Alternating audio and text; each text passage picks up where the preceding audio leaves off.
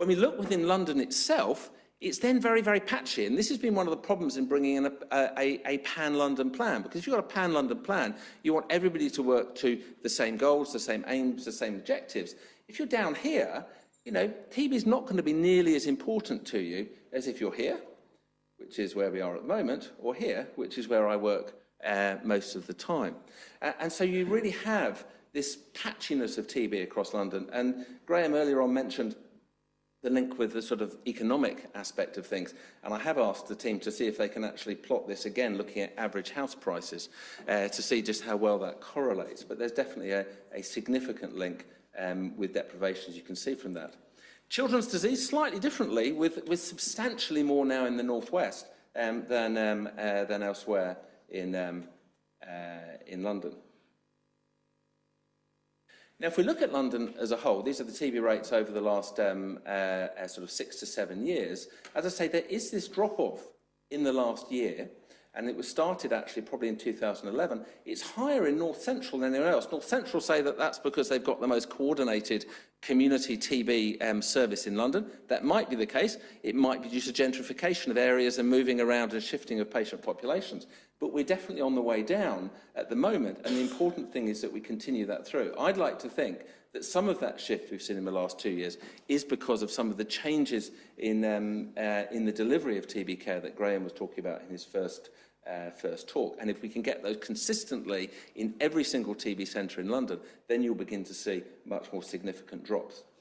So the next question really is, can it be controlled in large cities? And I think I've often come across a lot of cynicism in people saying, well, there's always been TB around, there's lots of it abound, we import it all the time, you know, we've just got to focus on treating people, and you can't really control it. And as you can see from this we've got New York in red, we've got Barcelona, and we've got Paris. 3 large cities with higher rates of TB than London have all made substantial control.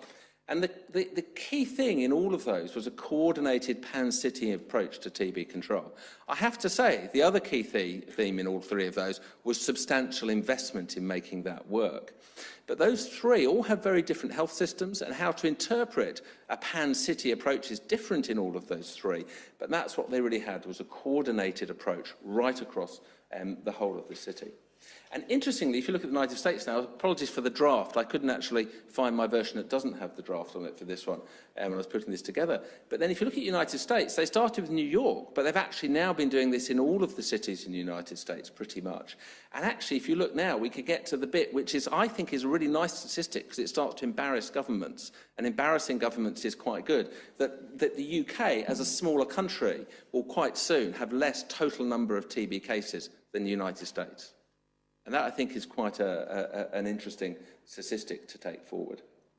Not supposed to read this, but this is just to say, when we've got to sort of hold the mirror up to ourselves a little bit, a lot of people who work in TB centres will say, we do very good treatment, we have good treatment completion rates, we have good outcomes, and the usual red, amber, green. This one just looks at TB treatment status at a year, various things. Death rate across London, round about 5%, 3%, 3 point something. I haven't got my glasses on here.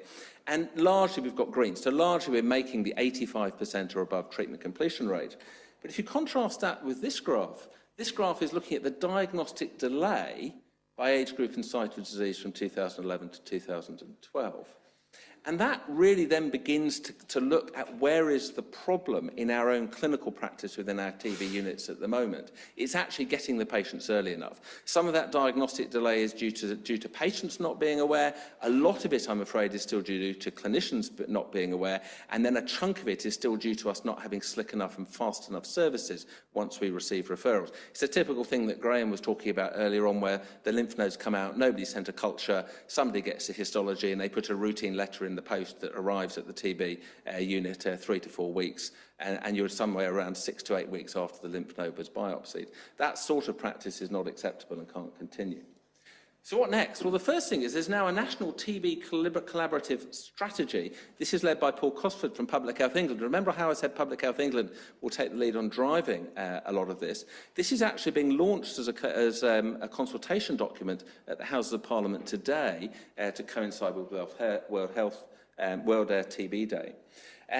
we took the London TB plan when it stalled a year or so ago to, as I said, Duncan Stelby, who's the Chief Executive of Public Health England, and he helped us establish a London TB Control Board. Now, we believe that the National Collaborative TB Strategy is going to say that TB Control Boards should now be set up right across the country, and so London's slightly ahead of the game on that. And that's advised by a clinical advisory group, and that links up with the way that a lot of healthcare is being dealt with in London at the moment through what are called London Strategic Clinical Networks.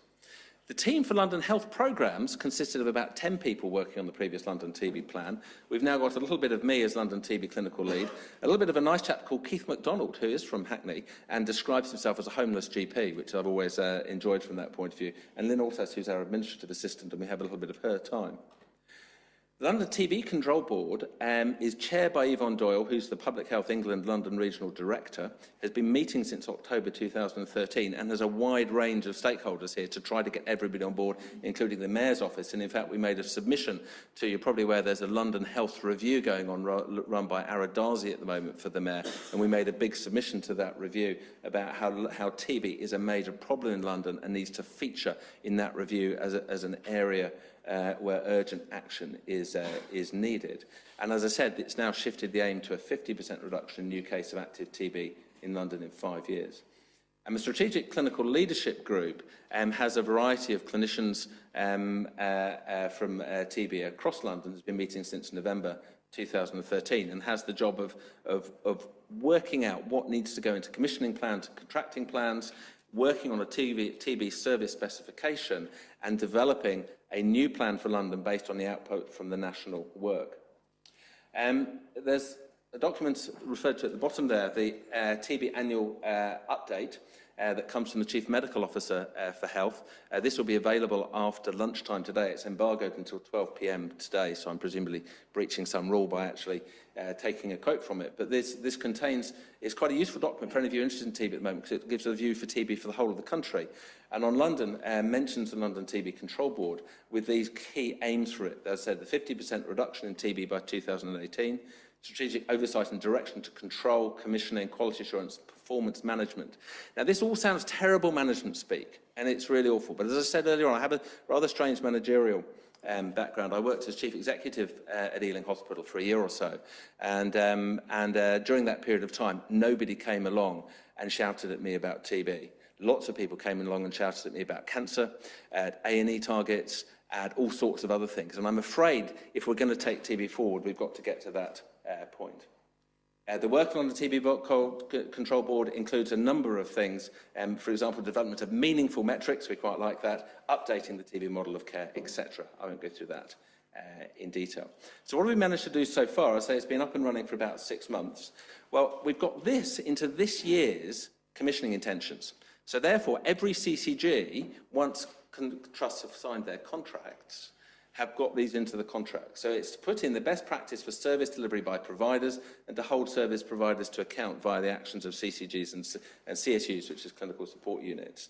Now, this is a modest aim at the moment, but what this does, if we can get this going forward in commissioning intentions, it will bind commissioners and providers to the London TB plan when we get that into TB specific, into